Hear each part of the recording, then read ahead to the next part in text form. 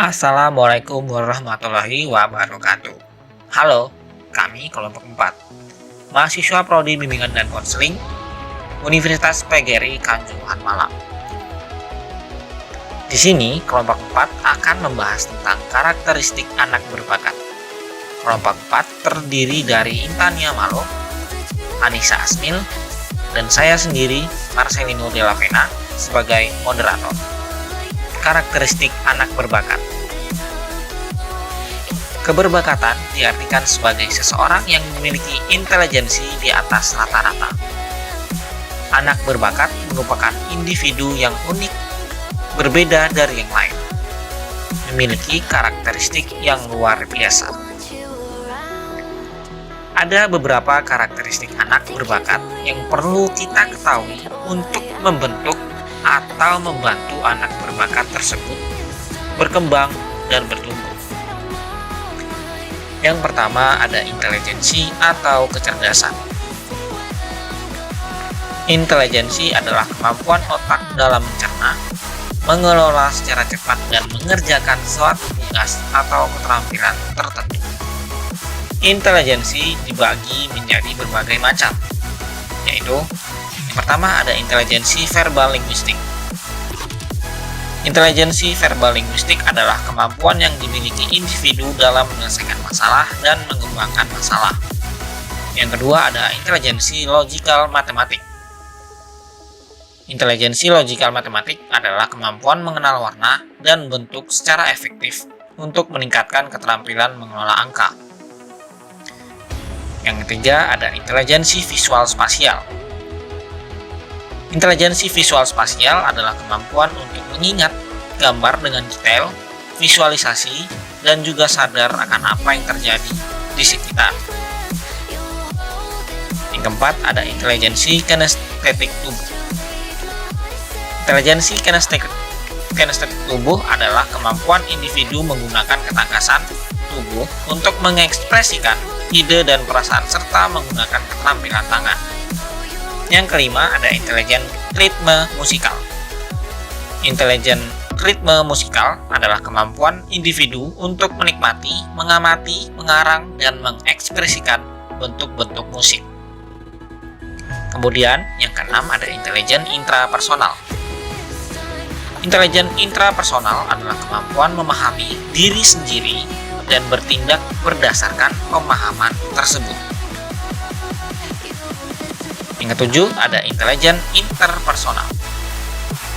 Intelijen interpersonal adalah kemampuan untuk berkomunikasi, peka terhadap emosi orang lain, mudah menyesuaikan diri dengan orang lain, dan memiliki empati. Yang terakhir, ada intelijensi emosional. Intelijensi emosional adalah kemampuan individu untuk menerima, menilai, mengelola, serta mengontrol emosi dirinya dan orang lain di sekitarnya. Karakteristik anak berbakat yang kedua ada kreativitas.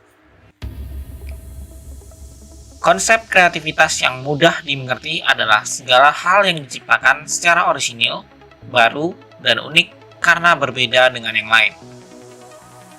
Hubungan kreativitas dengan kecerdasan sedikit kontradiktif dikarenakan berdasarkan fakta bahwa tidak semua individu yang cerdas itu kreatif dan semua individu yang kreatif belum tentu cerdas. Baik, kemudian saya akan melanjutkan materi dari rekan saya tentang sosial emosi.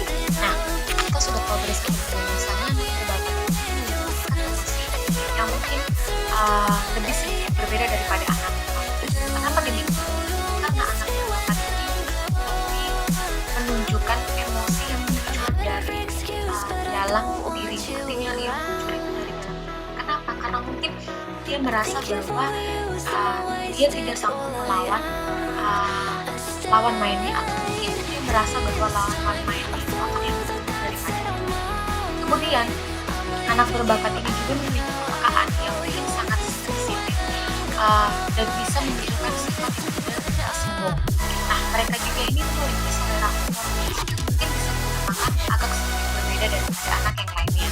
Nah, selain itu juga anak berbakat ini memiliki standar yang tinggi dalam mereka mengerjakan sesuatu, sehingga biasanya ini muncul adanya pro kontra dari orang lain.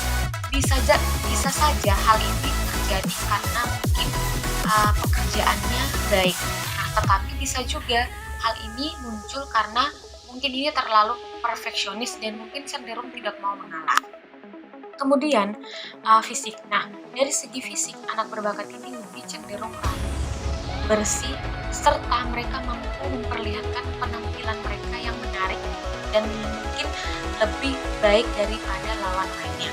Nah, yang kedua, mereka juga memiliki kesehatan yang di atas rata-rata dari anak biasanya. Nah, dari segi fisik dan juga kesehatan yang paling terutama dan paling penting itu adalah kesehatan dari anak berbakat ini.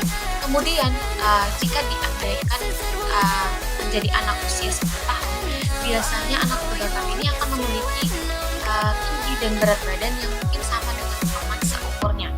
Tetapi dia mungkin memiliki koordinasi gerak yang sama dengan anak 12 tahun ke atas. Karena kita tahu bersama bahwasanya tinggi dan berat badan itu mungkin agak sedikit sama dengan anak yang mungkin tidak memiliki bakat. Kemudian motivasi. Motivasi di sini adalah motivasi tersebut berperan penting bagi anak-anak. Kenapa demikian? Karena dengan adanya motivasi belajar, seseorang akan tergerak untuk mereka bisa mengerjakan sesuatu, serta mereka mengerjakannya dengan baik dan tekun. Agar apa? Agar mereka bisa menggunakan hasil yang mungkin sesuai dengan standar dan keinginan mereka. Nah, dengan tanpa adanya motivasi, potensi seseorang untuk berubah menjadi lebih cerdas dan kreatif akan semakin terkubur karena biasanya motivasi ini bisa menghilang begitu saja. Kemudian yang terakhir, afeksi. Nah, afeksi ini adalah perasaan yang disukai atau dicintai. Afeksi ini merupakan kebutuhan di mana seseorang itu ingin memperoleh respon atau perlakuan hangat dari orang lain. Contohnya dari keluarga, dari anak-anak yang mungkin selalu ingin memperoleh perlakuan hangat juga dari orang tua mereka. Dan ini masuk pada anak-anak berbakat. Kemudian karakteristik anak berbakat ini mungkin memiliki sensitivitas yang mungkin luar biasa terhadap harapan dan juga perasaan terhadap orang lain. Nah, tidak hanya itu saja teman-teman, mereka juga biasanya memiliki kesadaran yang tinggi dan mungkin intensitas emosi yang luar biasa. Selanjutnya materinya akan dijelaskan oleh anak saya. Terima kasih. Karakteristik positif. Ada beberapa karakteristik positif yang dimiliki oleh anak berbakat, yakni yang pertama adalah rasa ingin tahu yang tinggi, sehingga dapat menjadikan mereka mencari tahu hingga mendapatkan suatu hal yang sesuai dengan pemikirannya, serta menjadikannya berwawasan luas. Yang kedua adalah tekun dan jeli dalam melakukan suatu hal, sehingga menghasilkan hasil kerja yang bagus.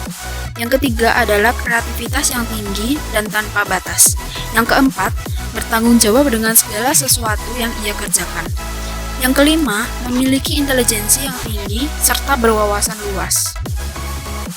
Selain karakteristik positif, mereka juga memiliki karakteristik negatif, yakni yang pertama adalah terlalu perfeksionis, sehingga menjadikan mereka merasa tidak cepat puas dan selalu merasa kurang.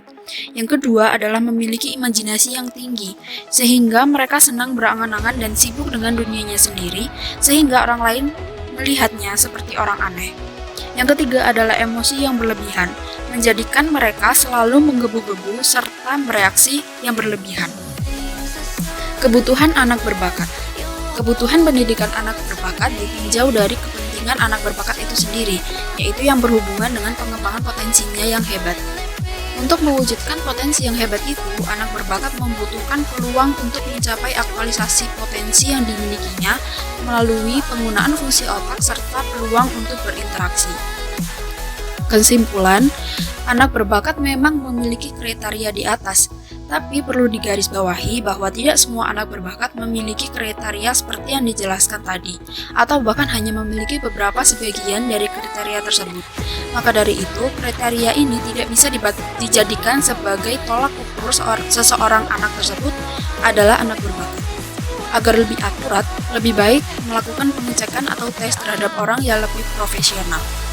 Sekian penjelasan dari kami kelompok 4 mengenai karakteristik anak berbakat. Kami mohon maaf bila ada salah kata dan penjelasan yang masih belum mudah untuk dipahami. Kami ucapkan terima kasih atas perhatiannya. Wassalamualaikum warahmatullahi wabarakatuh.